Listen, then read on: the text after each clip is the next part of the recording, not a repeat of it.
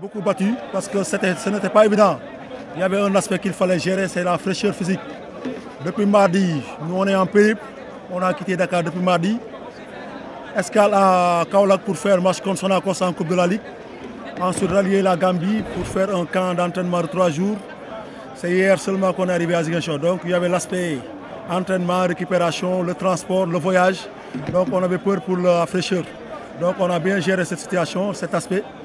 Venir à Ziguinchor, ce n'est jamais facile. Gagner contre le Casa, c'est encore plus difficile.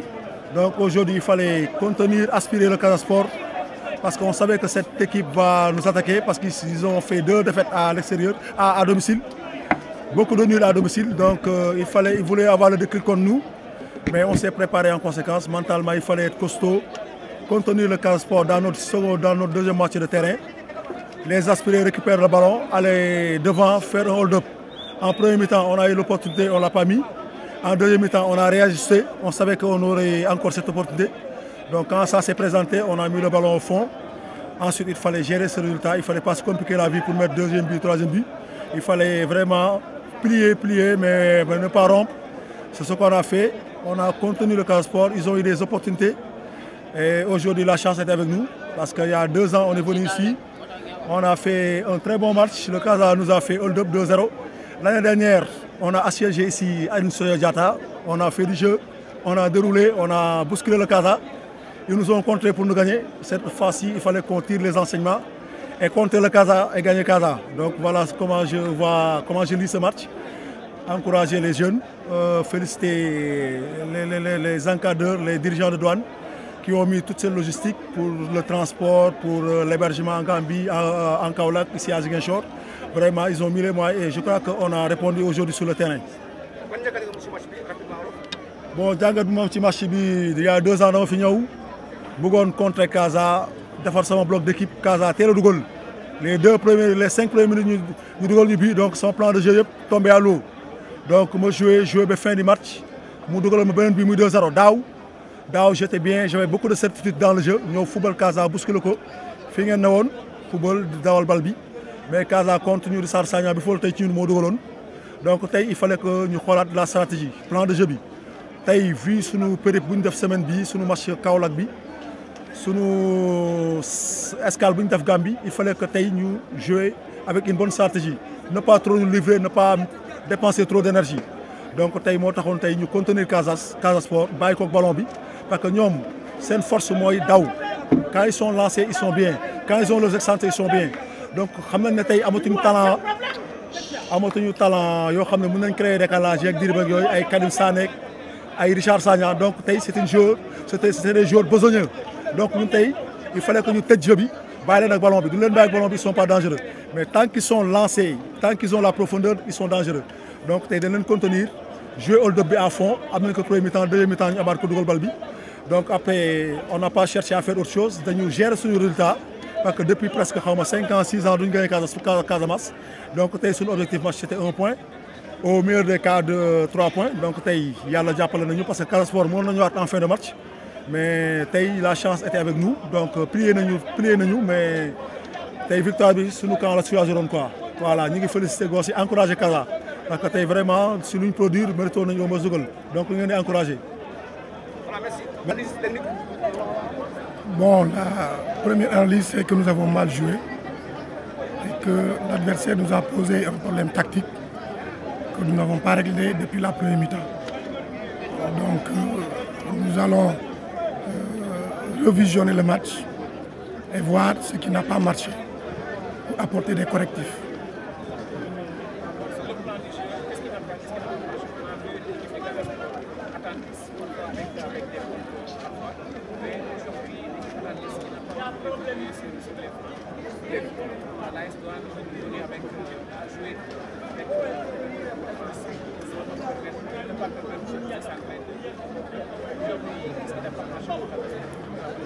Oui, ce que j'ai dit, ce qui n'a pas marché, c'est que nous avons perdu des joueurs dans la semaine même et que à l'espace de 2 jours, il fallait remettre encore une autre équipe en place, ce qui a fait les automatismes ne sont pas au rendez-vous.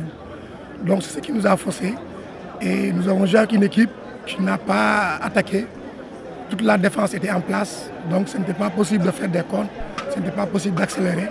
Il fallait poser le jeu pour s'en sortir. Mais malheureusement, dans la possession du ballon, nous n'avons pas pu faire des jeux verticaux. Nous avons juste joué latéralement. Et c'est ça qu'il faut rectifier et chercher quelqu'un qui peut porter le ballon vers le vent.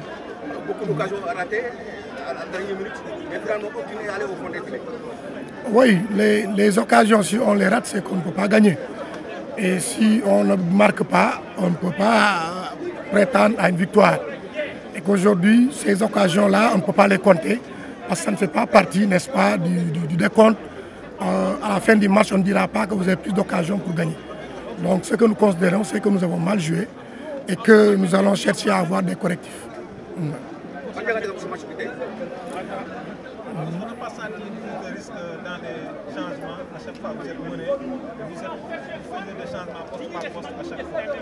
Oui, vous savez, c'est un championnat. On n'est pas en train de jouer un match de coupe où il faut chercher coûte que coûte à gagner 1-0, 4-0, 5-0, vous êtes éliminé.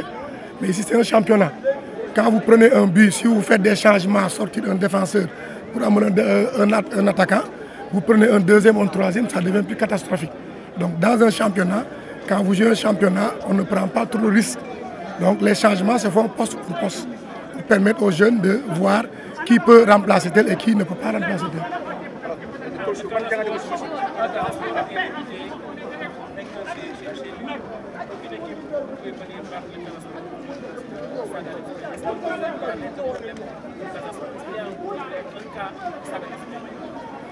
Bon, moi je ne dirais pas qu'il y a un cas à l'Institut Diatta parce que nous avons pu remporter au moins 2 victoires ici depuis le début du championnat.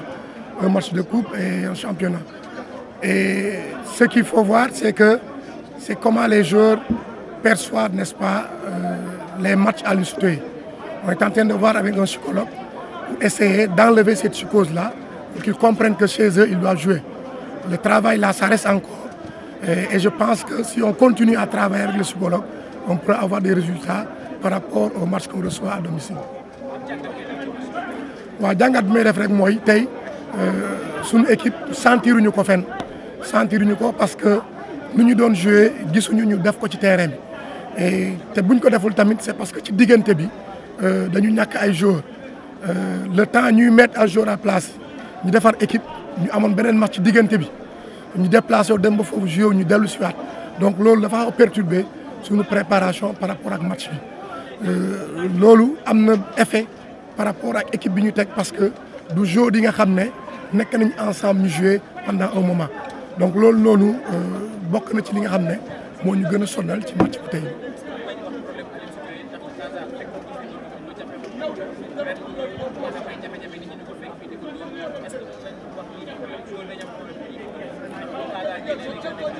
waaw loolu ñun ñëpp gis nañ ko bu jënnee ci lay gën a nekk à l'aise que fii maintenant loolu noonu ñu ngi ci waxtaan ak ñi nga xam ne loolu mooy seen liggéey waxtaan ak xale yi pour jënnee loolu noonu seen bopp parce que football te championnat bu ñu nekk nii léegi amatul je suis à domicile ou bien maa ngi à l'extérieur ñu ngi waxtaan ak ñoom pour ñu xam ni football à domicile comme à l'extérieur football la parce que léegi championnat bi pour nga gagné ko du football à domicile da ngay mën a gagné à l'extérieur nga mën a gérer sa match à domicile parce que à domicile mooy gën a métti da nga amee adversaire yi nga xam ne bu ñu ñëwee dañuy taxaw di la xaar donc loolu boo ko mënul gérer dafay métti donc ci situation boobu lañu nekk mais ñu ngi waxtaan ak ñoom ak ñi nga xam ne seen xam-xam màcc na ci loolu pour ñu mën a liggéey ci loolu pour ñu rectifier. Bon en fait pression bi dafa bëri parce que xale yi dañuy bëgg a satisfaire n'est-ce pas seen frères yi seen mag yi seen copains yi fi nekk ba finalement après pression bi day doon négatif ci ñoom alors que loolu dafa waroon doon positif ci ñoom donc ci loolu nekk di liggéey pour ñu xam ni loolu noonu warul nekk dafa doon lu positif ci ñoom.